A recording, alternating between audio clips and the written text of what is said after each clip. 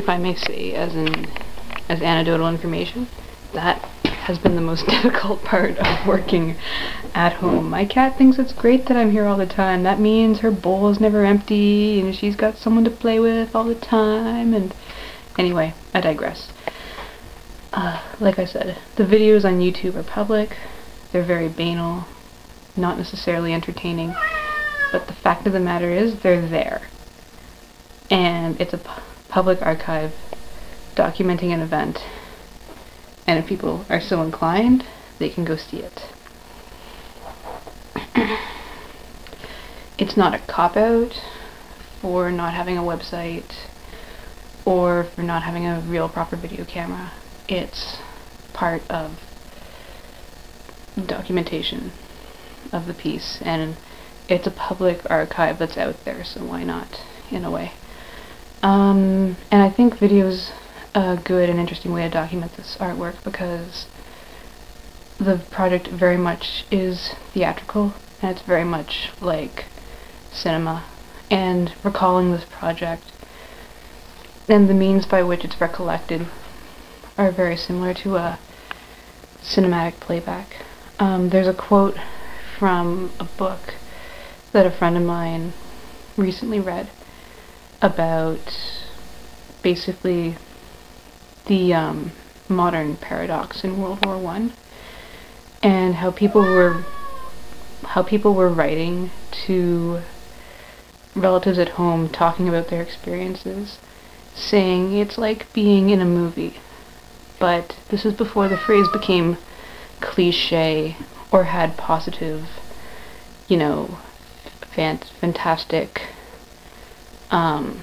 glamorous undertones to it. It's more like this uncanny, surreal experience, like watching a movie or like being in a movie, where you're not really sure what's accurate and what's not accurate. And I really think it's very interesting, again, dealing with trust, how much people have trusted my disappearance in a way.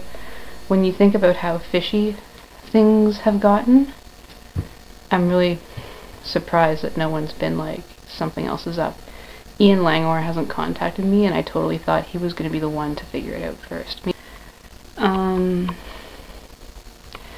So I'm going to do one more video upstairs, and I'm going to talk about answering some of the tougher questions of this project and justifying why it happened, whether or not the means justify the ends, etc. And hopefully I'll have little help from my cat.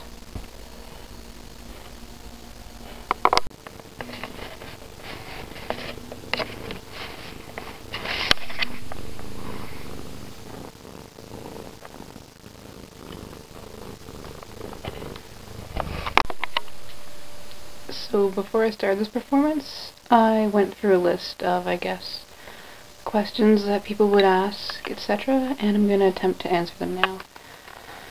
Why did you want to do this?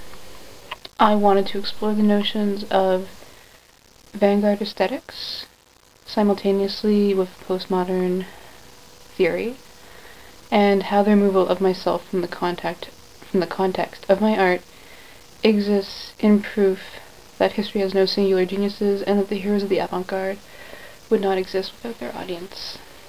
Who knew about this project? My friend Danielle Davies, Rachel McRae and her boyfriend Eric Martinson, Ian Carr-Harris, my thesis advisor, June Pack, my media studies teacher, Luke Correa Demood, who's an acquaintance of mine. And we've worked together, and I've shown work with his gallery. Why didn't you tell me? I couldn't tell you, or else you wouldn't have been able to experience the art of art making. It had less to do with the studio than the maintenance of your presence. Why didn't you answer your phone?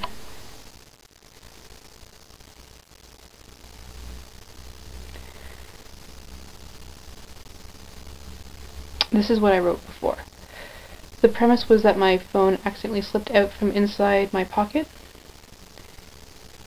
I had a new phone and a new email address, and if it was absolutely dire, I would contact you.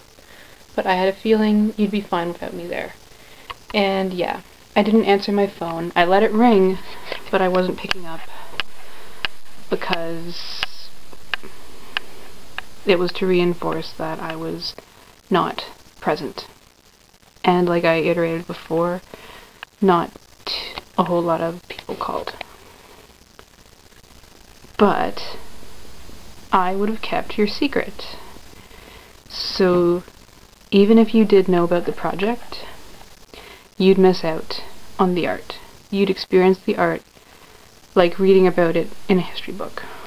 You would only be experiencing the art differently.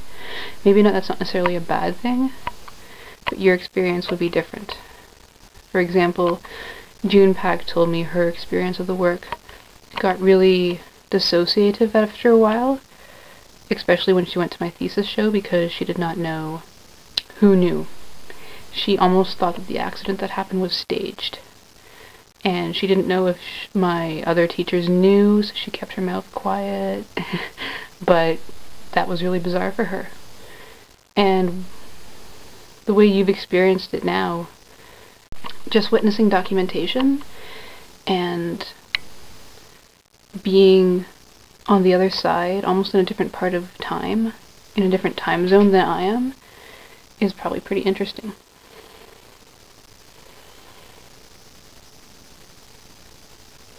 Yeah.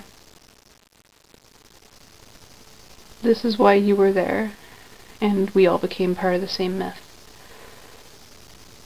Do you still love me? Yes, I still love you.